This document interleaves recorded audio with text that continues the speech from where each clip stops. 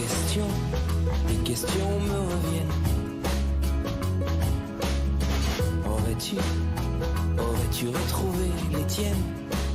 Une question rouge de... Non, je plaisante. Bonjour Laurence. Bonjour Ravi Laurent. de vous voir. Ce virus, de même. effectivement, et sa transmission suscite encore beaucoup de questions. On démarre avec celle de Chloé, d'ailleurs, qui habite à Marolles-sur-Seine.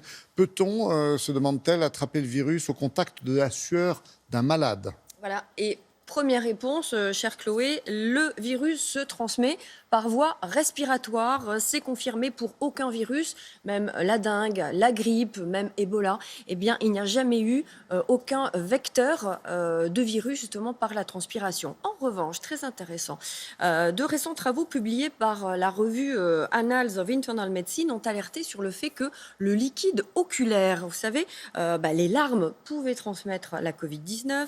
Rappelez-vous, dès le 6 mars, l'Académie américaine d'ophtalmologie avait alerté le fait que la contamination du virus pouvait se faire par les yeux. C'est la raison pour laquelle on vous dit ne mettez pas vos doigts souillés notamment dans les yeux, évitez de vous toucher sans arrêt les yeux. Et puis des questions aussi sur les autres fluides. Il n'y a pas de transmission gynécologique parce que c'est une question qui revient souvent, de transmission sexuelle, ni donc par le sexe ni par le lait maternel. Voilà. Autre question de Pierrick de Quimper qui se demande, lui, si la distanciation d'1 mètre est suffisante quand un jogger en plein effort vous frôle sur un trottoir. Et oui, là c'est reparti. De plus en plus de gens adeptes du jogging vont envahir les parcs et les jardins pour faire le jogging. Et bien, selon une récente étude d'une chercheuse du MIT, vous savez, la prestigieuse université américaine, eh bien, en cas d'éternuement ou de toux, eh bien, les sécrétions respiratoires du nez ou de la bouche peuvent être projetées, vous savez à combien? Non. Et peuvent projeter à 8 mètres de vous, comme dans un grand nuage gazeux. Donc c'est quand même assez important, 8 mètres. Et que se passe-t-il quand on court? Eh bien, on brasse beaucoup plus d'air et on rejette davantage de gouttelettes devant le visage. Donc attention, si 2 personnes courent ensemble pendant 10 minutes, même à 1 mètre de distance, eh bien, il pourra y avoir une contagion. Car pour que le virus puisse se transmettre entre 2 personnes, eh bien, il faut ce qu'on appelle un contact prolongé.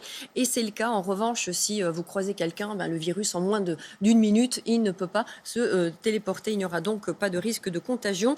Mieux vaut donc jogger en solitaire et à distance. En plus, ça évite les comparaisons de niveau. Absolument.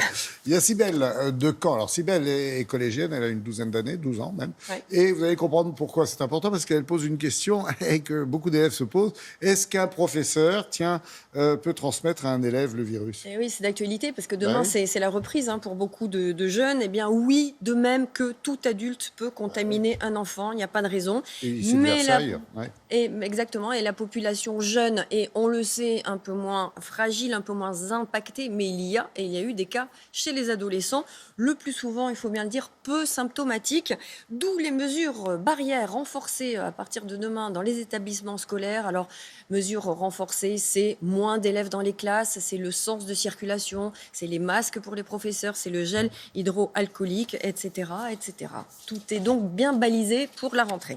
Alors, il y a PP17 qui a un côté très pratique, qui se demande, lui, pourquoi on utilise un écouvillon alors qu'un crachat suffit pour contaminer une personne. Oui, c'est une question assez intéressante. Il n'y a pas que le terrible écouvillon pour détecter le virus. Vous savez, ce grand coton-tige assez impressionnant, c'est la technique PCR qui met en évidence la génétique, un peu le profil du virus. Le dosage sanguin aussi marche. C'est la recherche d'anticorps. Il montre si vous avez été en contact du virus ou pas. Et puis, tout récemment, justement, pour répondre à ce téléspectateur, le volatolome, on l'appelle ainsi, est en cours de test à l'hôpital Foch de Suresnes. Il détecte ce qu'on appelle les COV, les composés organiques volatiles. Ce sont les particules que vous expirez par l'air, c'est l'air exhalé. Eh bien, dans cet air-là, il y aurait des particules justement de virus et ça pourrait être un moyen de détection un peu moins invasif que l'écouvillon. Et dernier en date, un test salivaire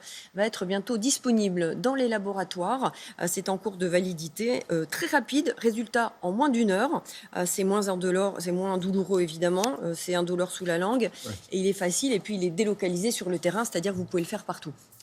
Alors, depuis le déconfinement, vous le savez, c'est un peu la queue devant tous les salons de coiffure. C'est peut-être ce qui a inspiré Dominique de Seine-Saint-Denis qui se demande si les cheveux longs ou pas peuvent-ils, à l'instar des vêtements, véhiculer le virus. Bah oui, on se pose pas souvent la question. Et pourtant, mais il n'y a pas d'études à proprement parler sur les recherches sur les cheveux, mais les toutes récentes études montrent que le virus, on le rappelle, survit 3 jours sur le plastique et sur l'acier, moins de 24 heures sur le carton, moins de 4 heures sur le cuivre. Alors, nul doute que si une personne, Laurent, vous éternue sur les cheveux, eh bien, il y aura forcément du virus sur votre abondante chevelure.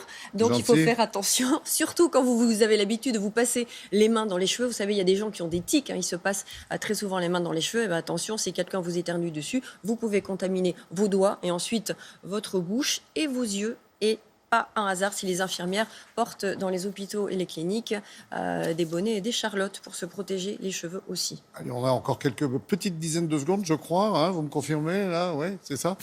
40 secondes pour la question de Stella de Vincennes. Est-il vrai que les personnes de Rhésus O sont moins touchées que d'autres par le virus? Ouais, alors une chose est sûre, groupe sanguin et maladie infectieuse, il y a des interactions. Pour preuve, le groupe O est moins sensible aux formes graves de paludisme, mais il est plus sensible au choléra et au norovirus. C'est ce virus qui cause les gastro-entérites et qui est assez fréquent.